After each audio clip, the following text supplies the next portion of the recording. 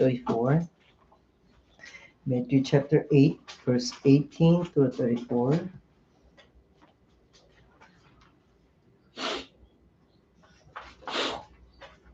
Matthew chapter 8, verse 18 to 34. 마태복음 8장 18절에서 34절까지 읽어드리겠습니다. 예수께서 무리가 자기를 에워싸는 것을 보시고 건너편으로 가기를 명하시니라.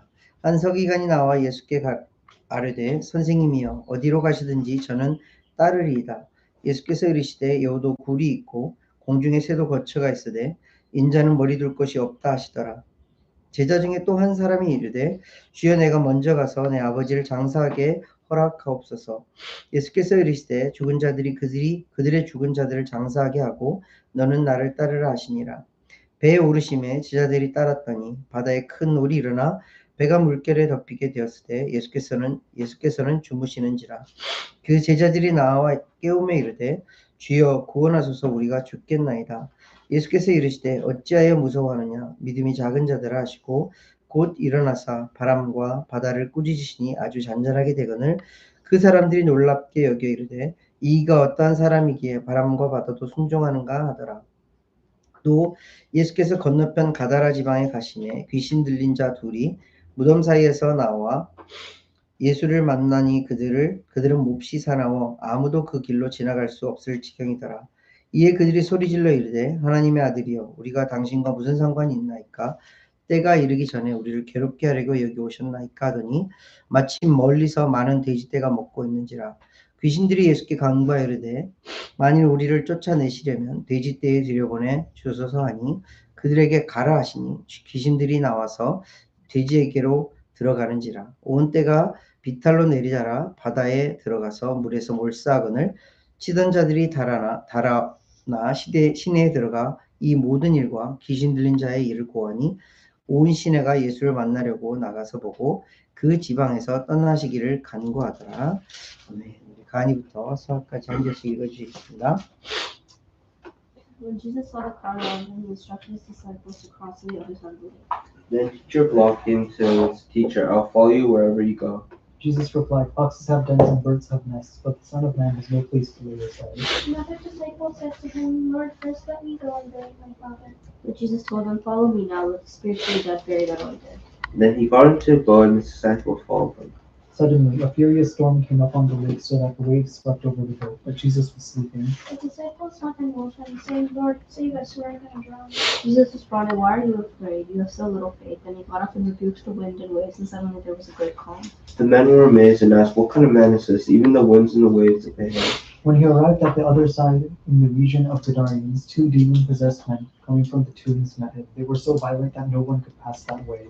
But do you walk with the Son of God? They shouted. Have you come to torture us before the appointed time? There happened to be a large herd of pigs feeding in the distance. The demons begged Jesus, If you drive us out, send us into the herd of pigs. He said to them, Go. So they came out and went into the pigs, and the whole herd rushed down the steep bank into the lake and died in the water. Those tending the pigs ran off, went into the town and reported all of this, including what happened to the demon-possessed man. Then the entire town came out to meet Jesus, but they begged him to go away and leave them alone. 아멘. 감사합니다. 예수님의 사역, 정말 중요한 사역, 이 땅 가운데서 예수님께서 사시면서 하셨던 사역들 중에 우리가 2가지를 살펴보았어요. 가르치시는 사역, 티칭 하셨죠. 산에서 사람들에게 정말 귀한 하나님의 말씀을 가르치셨어요. 그리고 나서 산에서 내려오셔서 어떤 일을 하셨죠? 사람들을 고치시는 사역을 하셨어요.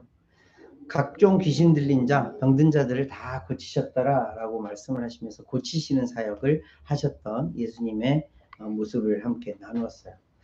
그리고 또 예수님의 사역 가운데 굉장히 중요한 사역, 어떻게 보면 이게 더 가장 중요한 사역이라고 할 수 있는데 그 사역이 뭐냐면 사람을 부르시고 그 사람들을 세우시는 사역을 하셨어요. 지금도 예수님의 이 사역을 좇아서 선교사님들이나 목사님들이나 마찬가지로 이 사역을 하고 계시는 거예요. 가르치는 사역과 그리고 고치시는 사역. 고친다는 건 여러모로 도와주고 살아갈 수 있도록, 살아낼 수 있도록 도와주는 사역을 하는 거고, 더불어서 너무너무 중요한 사람을 세우는 사역을 하고 있는 거예요. 사람을 세운다는 말은 좀 어려운, 한국말로는 좀 어려운 말이긴 한데, 그 사람이 제자로서 예수님의 말씀을 따라 살아갈 수 있도록, 더불어서 예수님의 말씀을 또 가르칠 수 있도록, 그래서 더불어서 그 사람이 또 다른 사람을 세울 수 있도록 하는 모든 사역을 가르치는 것이 사람을 세우는 사역이다, 이렇게 말을 할 수 있어요. 예수님께서는 이 땅을 살아 계시는 그 공생애 동안, 미니스트리 하는 3년 동안 제일 집중하셨던 사역이 뭐냐라고 묻는다면 아마도 사람을 세우는 사역이지 않나 생각을 해봐요. 예수님께서는 이 땅 가운데 오셔서 전 인류를 위해 오셨지만, 모든 세상 사람들을 위해서 오셨지만, 그 중에서 집중하고 또 집중했던 곳이 있었어요. 집중하고 집중했던 사람들이 있었어요.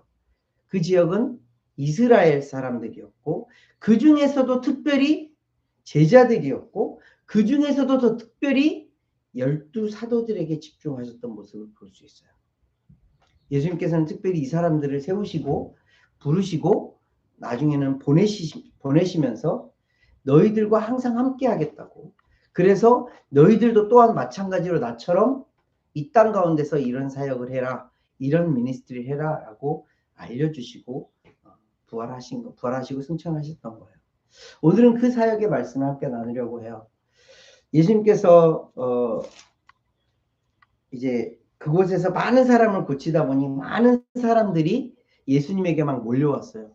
무리들이 예수님을 막 에워싸는 그런 모습이 18절 말씀에 나와요. 그래서 예수님께서는 어떻게 해요? 자, 이제 다른 건너편 지역으로 가자. 왜? 그 지역에서도 고치시는 사역과 가르치시는 사역을 해야 하기 때문에. 근데 그때 한 사람이 나와서 예수님에게 어떻게 말을 하죠? 한 서기관이 나와서, 서기관은 율법을 기록하고 율법을 가르치는 그런 학자였어요. 선생이었어요. 그 사람이 예수님에게 나와서 뭐라고 그래요? 선생님이요, 어디를 가시든지 저도 따라가겠습니다 라고 해요. 그때 예수님께서 뭐라고 그래요? 여우도 굴 있고 공중에 새도 거처가 있는데 인자는 머리가 둘 곳이 없다. 인자는 예수님을 가리키는 거예요. 인자는 머리가 둘 곳이 없다. 이 말은 뭐예요?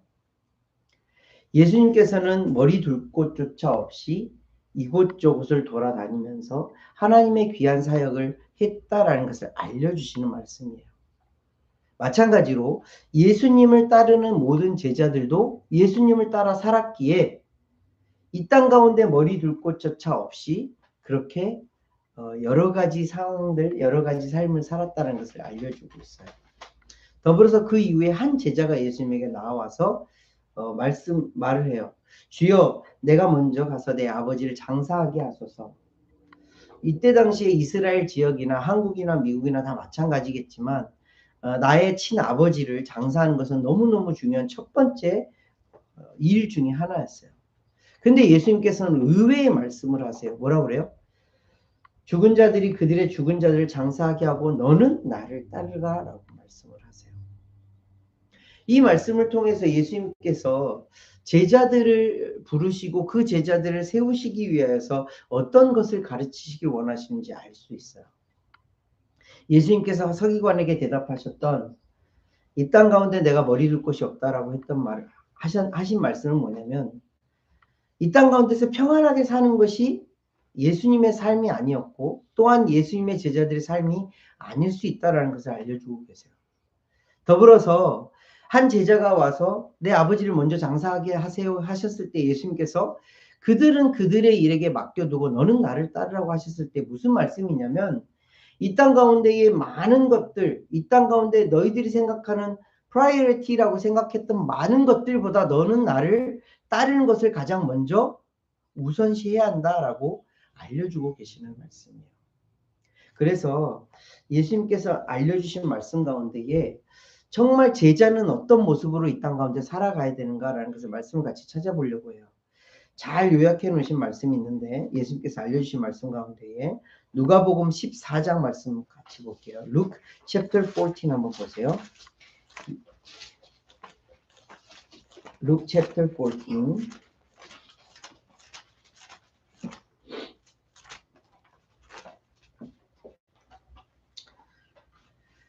예수님께서 예수님을 따라오는 제자들에 대하여서 너희들은 이러해야 돼 라는 것을 구체적으로 정말 구체적으로 해주신 말씀이 이 말씀들에 나와요.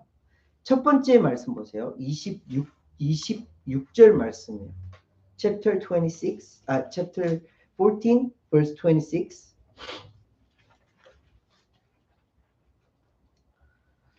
무릇 내게 오는 자가 자기 부모와 처자와 형제와 자매와 더욱이 자기 목숨까지 미워하지 아니하면 능히 내 제자가 되지 못하고 라고 예수님께서는 아주 명확하게 말씀하고 계세요. 굉장히 무서운 말씀이에요. 뭐 가족들이나 친지들이나 뭐 처자나 형제나 자매까지는 나와 직접 내 목숨이 아니니까라고 말을 할 수 있겠지만 예수님께서는 딱 아주 정확하게 말씀을 하세요. 자기 목숨까지 미워하지 아니하면 내 제자가 되지 못하리라. 이 말씀은 어떤 말씀이에요? 너는 나보다 너의 목숨보다 너의 어떠한 것보다 나를 가장 먼저 생각하는 나를 주인으로 섬기며 살아가는 자가 되어야 제자가 되리라 라는 말씀을 해주고 계세요. 굉장히 어려운 말씀이죠. 우리가 익히 들은 말씀이지만 이 익히 들은 말씀 가운데는 정말 어려운 말씀인 거예요. 내 목숨까지도 미워하라고? 내 목숨을 부인하라고? 내 목숨보다 예수님을 더 생각하라고? 여기서부터 제자가 되는 길을 굉장히 어려움을 겪는 거예요. 너무너무 어려운 문제. 왜요? 사람들은 본성적으로 어떤 것이 가장 먼저 되어지게 돼 있어요? 나를 사랑하게 되어 있어요. 나를 가장 먼저 모든 사람들은 똑같아요. 예수님을 지금 믿는다고 말하는 사람들조차도 똑같은 마음을 가지고 있어요. 그 똑같은 마음은 뭐예요? 내가 가장 먼저예요. 그래서 예수님은 가장 첫 번째 조건으로 제자가 되려면 어떤 조건이 있어야 되느냐? 네 목숨보다 나를 더 사랑해야 해 라는 것을 첫 번째 조건으로 걸고 계시는 거예요. 이 조건이 쉬운 조건인가요? 어려운 조건이에요. 그런데 거기에 덧붙여서 이 조건도 어려운데 두 번째 조건을 말씀하고 계세요. verse 27 보세요. 누구든지 자기 십자가를 지고 나를 따르지 않는 자도 능히 내 제자가 되지 못하리라. 십자가가 뭐예요? 그때 당시에 십자가 사람들이 알고 있는 지금 예수님께서 사람들에게 알려주고 있는 이 십자가의 의미가 뭐죠? 우리에게는 그 십자가의 의미가 좀 다를 수 있지만 그때 당시에 십자가 하면 뭐예요? 죽음으로 가는 형벌의 틀이었어요. 그 십자가를 지고 간다라는 말은 뭐냐면 결국 나는 죽으러 가는 거구나 라고 생각을 했던 거예요. 그래서 이 십자가를 지고 네 십자가를 지고 죽으러 가라는 거예요. 이 두 번째 조건도 너무너무 어려운 조건이에요. 근데 이 조건을 우리에게 이제 좀 해석을 해보면 이 십자가는 어떤 십자가일까요? 예수님이 지신 십자가와 내가 짊어지고 있는 이 십자가는 차이가 있나요? 아니요. 예수님의 십자가와 내 십자가는 똑같아요. 왜? 예수님이 지셨던 그 십자가는 마찬가지로 내가 짊어져야 될 십자가였어요. 뭐 때문에? 죄로 인해서 죽을 수밖에 없는 내가 죽을 수밖에 없는 그런 사람이라는 것을 인정하는 것이 그 십자가이기 때문에 그래요. 그래서 그 십자가는 같은 거예요. 그래서 예수님은 이 두 번째 조건을 내거시면서 하신 말씀이 뭐냐면 네가 지고 가야 할 이 십자가 마찬가지로 너도 내가 짊어졌듯이 너도 짊어지고 가야 해. 굉장히 무거운 짐이죠. 그럼에도 불구하고 예수님은 제자들의 조건에 이 두 번째 조건을 걸고 계세요. 세 번째 조건은 33절 보세요. verse 33 이와 같이 너희 중에 누구든지 자기의 모든 소유를 버리지 아니하면 능히 내 제자가 되지 못하리라. 이 땅 가운데에 정말 우리에게 많은 것들이 필요하죠. 먹을 것도 필요하고 입을 것도 필요하고 잠잘 것도 필요하고 미국에서 살아가면서 차도 필요하고 여러 가지 것들이 필요해요. 돈도 필요하고 많은 것들이 필요해요. 그런데 이 소유, 내가 가지고 있는 것들을 다 버릴 수 있어야 내 제자가 된다라고 예수님은 알려주고 계세요. 이 세 가지 조건들 다 하나하나 걸리는 조건들이에요. 그럼에도 불구하고 예수님께서는 이 제자의 조건을 지금도 여전히 우리에게 요구하고 계세요. 어렵고 힘든 길임을 알면서도 불구하고 예수님은 이 조건들을 우리에게 말씀하고 계세요. 왜? 세상 사람들과 우리를 구분하는 가장 첫 번째 기준이 뭐죠? 세상 사람들은 무엇을 좇아 살아요? 내 기준으로 나의 욕심을 채우면서 내가 가진 소유를 가지고 누리겠다 하면서 그렇게 살아가는 사람들이에요. 근데 예수님을 믿는 사람들은 달라요. 뭐가 달라요? 세상 사람들과 똑같이 사는 것 같지만 굉장히 다른 한 가지가 있어요. 그 한 가지가 뭐예요? 예수님을, 하나님을 주인으로 섬기면서 살아간다는 굉장히 큰 다름이 있어요. 완전히 다릅니다. 그래서 이 세 가지 조건이 그 한 가지로 인해서 충족이 돼요. 나보다 주인이신 하나님을 사랑하면서 내 목숨까지도 주님 앞에 내어놓을 수 있는 그 사람. 그래서 예수님의 십자가가 내 십자가라 여기면서 그 십자가를 짊어지며 살아갈 수 있는 사람. 하나님께서 나에게 주신 많은 소유들, 많은 것들 그저 하나님의 것이니 하나님께서 다시 가지고 가셔도 오케이 할 수 있는, 오히려 더 감사할 수 있는 그런 사람. 그런 사람이 제자가 될 수 있다라는 거예요. 저와 여러분들이 이런 믿음의 사람들이 되어지기를, 그렇게 점점 더 성장해 가기를 간절히 바라고 또 바라요. 예수님께서 원하시는 제자의 모습, 다른 어떤 것보다도 내 목숨보다도 예수 그리스도를 더 사랑하는, 내 목숨도 아낌없이 주님 앞에 드릴 수 있는 그런 제자. 그래서 골고다의 그 십자가를 나도 기꺼이, 나도 감사하면서 그 십자가를 짊어지고 갈 수 있는 사람. 그래서 이 세상 가운데 있는 많은 소유들이 그저 하나님께서 주신 감사의 선물들이라 여기며 하나님께서 다시 거두어 가시면 그럼에도 불구하고 감사할 수 있는 사람. 이런 사람이 참 제자라는 것을 알려주고 계세요. 오늘 본문 말씀으로 돌아가서 서기관의 질문과 제자의 그 요구에 대한 답을 예수님은 누가복음에서 이렇게 해주고 계시는 거예요. 내가 너를 초청하고 있어. 너는 나를 따르라고 하면서 예수님은 제자에게 나를 따라와. 나를 따라와. 근데 그 따르는 길이 어떤 길이에요? 내 목숨을 미워해야 되는 길이고 주님이 주셨던 그 십자가를 내가 또 짊어져야 하는 길이고 나에게 주셨던 내가 가지고 있는 모든 소유가 다 아무것도 아니라는 것을 인정하면서 살아가야 하는 그 길이에요. 이 세상 가운데 쉽지 않은 길이라는 것을 알려주고 계세요. 그런데 그 다음 말씀들을 보면 이것들이 이래서 예수님께서 이 말씀을 해주셨구나. 너는 나를 따르라고 말씀하셨구나.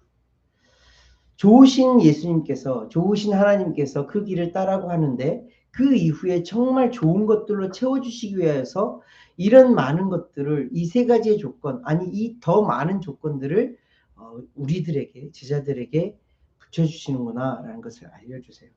그 다음 절 말씀 보시면 굉장히 많이 알려져 있는 말씀이에요. 이제 배를 타고 바다를, 우리가 알고 있는 호수를, 큰 호수를, 갈릴리 호수를 지나가고 있는데 굉장히 큰 파도, 바람이 일어났어요.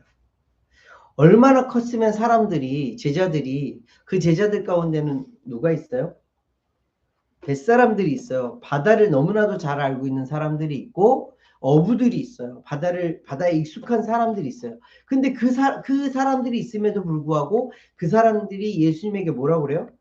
주여 우리를 구원하소서, 우리가 죽겠나이다 라고 할 정도의 큰 파도와 바람과 곧 배가 뒤집힐 것 같은, 죽을 것과 같은 그런 상황이 발생을 해요. 근데 그 상황에 예수님은 뭐라고 계시죠? 주무시고 계셨더라. asleep. 주무시고 계셨더라. 제자들이 막 와서 저를 구원하여 주세요, 우리가 죽겠습니다 했을 때 예수님께서 그들에게 와서 뭐라고 해요? 어찌하여 무서워하느냐, 믿음이 작은 자들아 라고 그렇게 꾸짖으시는 말씀을 해요. 여기서 믿음이 작은 자들아 라고 말씀을 하세요? 믿음이 없는 자들아 라고 말씀 안 하세요. 이미 이들을 뭐라고 칭하고 있죠? 제자들이라고 칭하고 있어요. 제자들이라 하면 그들에게 믿음이 있다라는 거예요. 믿음이 적은 자들, 믿음이 작은 자들이라 예수님께서 이르시면서 그들에게 어떤 기적을 보여주세요? 바람과 바다를 꾸짖으시면서 바로 잔잔하라 했더니 바로 잔잔하게 되었던 굉장히 중요한 사건을 보여주고 계세요. 이 사건만 보면 예수님은 정말 기적을 베푸시는 주님이시구나, 정말 하나님이시네 라고 그렇게 결론을 내릴 수 있는 그런 사건이에요. 그래서 27절 말씀에 보면 그 제자들이 뭐라고 해요? 이가 어떤 사람이기에 바람과 바다도 순종하는가 하면서 의아해하면서, 더불어서 그 마음속에는 조금의 믿음이 더 자라가는 모습을 볼 수가 있어요. 근데 이 말씀이 이전 말씀과 연결되어져서 어떤 의미를 나타내고 있냐면, 예수님은 누구시라는 것을 알려주고 계신 거죠. 하나님이시라는 걸 알려주고 계세요. 이 세상의 온 모든 것들을 다 다스리시는 하나님, 바람과 바다도, 그리고 이 세상 모든 만물들을 다 주관하고 다스리시는 하나님이시라는 것을 알려주고 계세요. 더불어서 이 모든 것들을 다스리시면서 명령하시고 그 명령 앞에 순복하게 하실 수 있는 권능의 하나님이구라는 것을 알려주고 계시고 보여주고 계세요. 자, 이전에 예수님께서 제자들을 부르시면서 굉장히 어려운 조건들을 붙이셨어요. 사람의 눈으로 보면 너무너무 어려운 조건들이에요. 그런데 그 이후에 예수님께서 보여주신 사건이 뭐예요? 내가 하나님이야. 나는 이 세상 모든 것들을 다스리고 있고 이 세상 모든 것들에서 명령하여 그 명령에 굴복시킬 수 있는 하나님이야 라는 것을 알려주고 계세요. 더불어서 이 사건을 통하여서 제자들에게 원하고 바라셨던 게 뭐예요? 믿음이 성장하는 것을 바라고 계신 거예요. 제자들에게 어려운 조건을 붙이고 계시지만 더불어서 이 이후에 바로 보여주신 사건은 제자로서 따라가는 많은 사람들에게, 제자로서 살아가는 모든 사람들에게 예수님이 이런 기적과 같은 사건을 보여주신다는 거예요. 이를 통해서 어떤 일을요? 기적을 베푸시며 그 기적 가운데에 믿음이 성장하게 될 것이라는 것을 알려주시고 제자들이 이렇게 살아가게 될 거야 라는 것을 알려주시는 말씀입니다. 우리도 마찬가지죠. 예수님께서 지금 우리의 모습을 보시면서 이렇게 찍고 계실 수도 있어요. 왜 두려워하느냐? 왜 무서워하느냐? 나와 함께 있는데? 내가 너희들과 함께 이 배에 타고 있잖아. 내가 너의 마음속에 함께 하고 있잖아. 근데 왜 두려워해? 왜 무서워해? 이 믿음이 작은 자들아. 그러시면서 예수님을 보여주세요. 예수님의 기적을 보여주세요. 그리고 너희 믿음이 성장하길 원해. 라고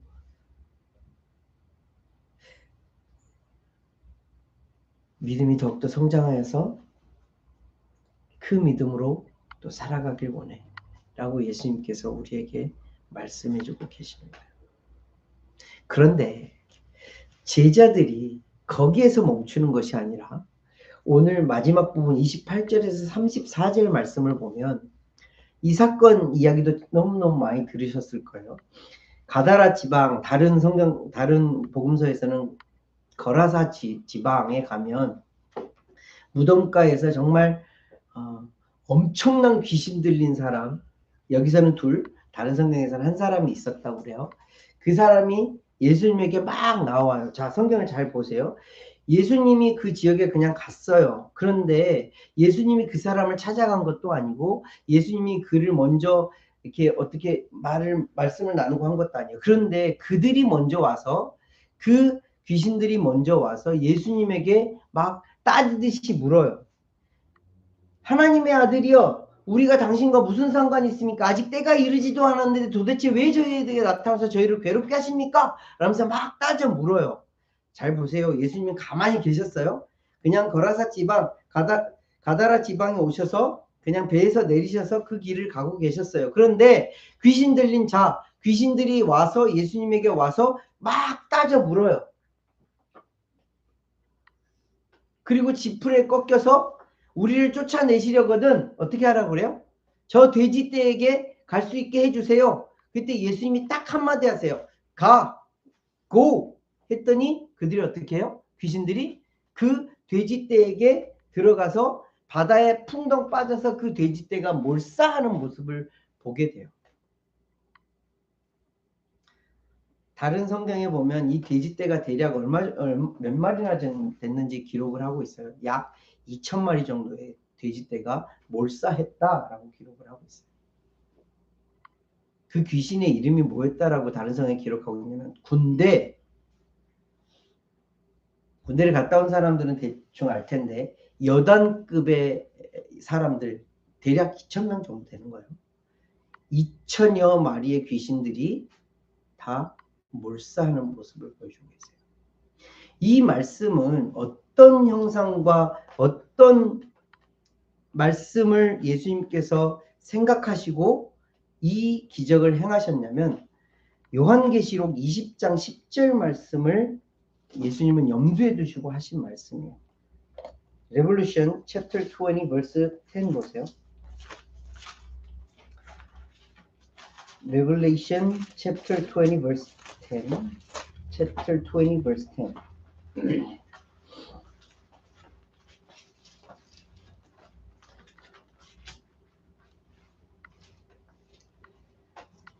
Revelation chapter 20 verse 10. 마지막 때에 마귀가 어떻게 되는지를 보여주시는 말씀이에요. 또 그들을 미혹하는 마귀가 불과 유황 못에 던져지니 거기는 그 짐승과 거짓 선지자도 있어 세세토록 밤낮 괴로움을 받으리라. 이게 무슨 말씀이냐면 마지막 때에 예수님께서 오셔서 마귀까지도 심판을 하시는데 마귀가 어디에요? 완전히 불과 유황못에 던져져서 몰사하는 끝나는 그런 사건을 묘사하는 말씀이에요. 예수님은 이 가다라 지방에 있는 군대 귀신을 몰사시키는 예수님의 기적을 통하여서 사람들에게 무엇을 알려주시길 원했냐면 마침내에 마귀가 어떻게 될 것이라는 것을 알려주시기 위해서 이 기적을 행하신 거예요. 무슨 말씀인지 좀 아시겠어요? 예수님을 따르는 제자가 힘든 이 땅 가운데 삶을 살 것이라는 것은 예수님이 이미 알려주고 계세요. 서기관에게도 알려주시고 제자들에게도 알려주고 계세요. 네 목숨도 미워해야 돼. 십자가를 지고 가야 돼. 네 모든 소유 다 버릴 수 있어야 돼. 라고 하면서 제자의 길이 얼마나 힘든 길인지를 알려주고 계세요. 그런데 그 이후에 일어나는 많은 일들을 통해서 예수님께서는 어떤 영광을 보여주시는 거예요? 예수님이 진짜 하나님이라는 영광을 보여주고 계세요. 이 세상 모든 만물을 주관하시는 하나님의 아들이라는 것을 알려주고 계세요. 이 기적들을 삶을 통하여서 경험하면서 사는 것이 제자들이야라는 것을 알려주고 계시는 거예요. 이를 통해서 어떤 것들을 예수님께서 제자들에게 북돋아 주시는 거예요? 믿음이 성장하기를 북돋아 주시는 거예요. 믿음이 커가기를 바라시는 거예요. 그래서 마침내에 어떤 일이 벌어질 것이라는 것을 믿음을 통해서 알기를 원하시냐면, 마귀가 불과 유황못에 던져지듯이 이 돼지떼가 몰살하는 모습, 귀신이 몰살하는 모습을 통하여서 마침내 너희들이 나를 통해서 승리하는 모습을 보게 될 거야 라는 것을 알려주시는 말씀이에요. 제자가 살아가는 삶이에요.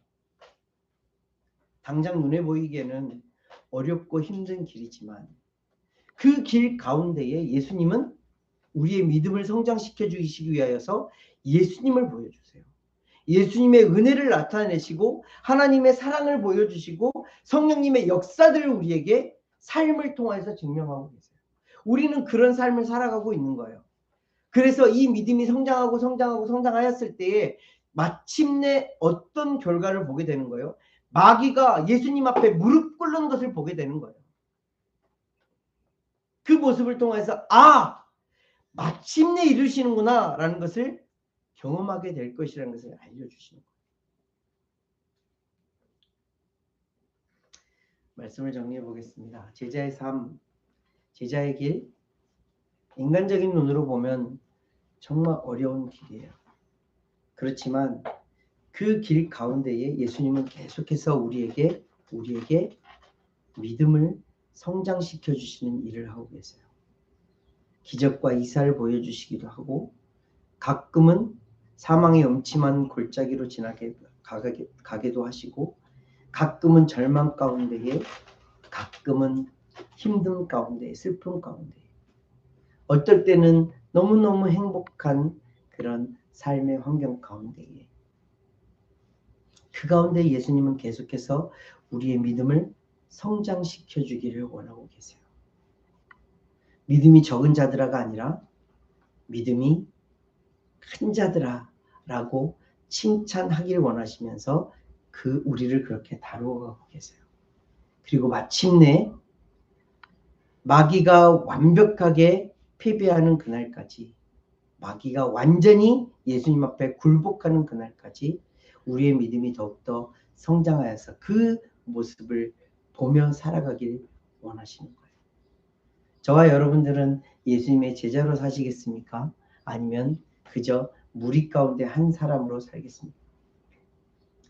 제자의 삶은 어려운 길이고 힘든 길이지만 분명하게 말씀드릴 수 있는 것은 예수님이 하나님이시라는 것을 보며 살아가는, 기적 가운데 살아가는 삶을 살게 될 것입니다.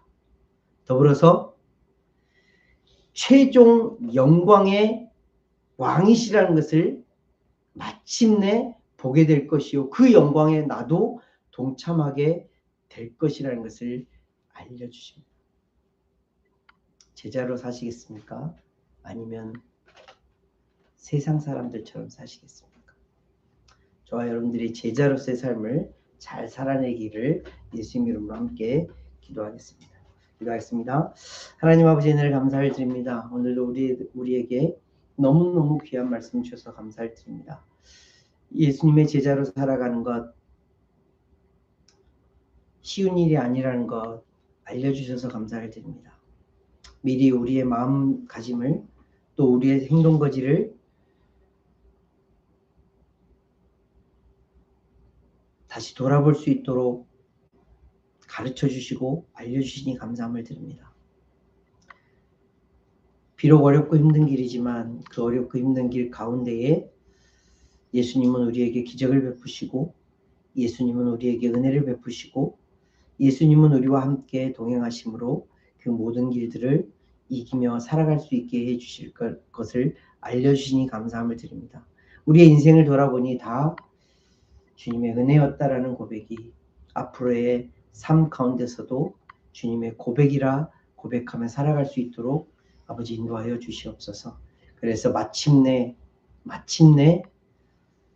예수 그리스도의 그 승리의 영광이 우리의 영광이 되어줄 수 있도록 그 영광을 바라보며 살아가는 믿음의 자녀들이 되어져 갈 수 있도록 아버지 인도하여 주시옵소서.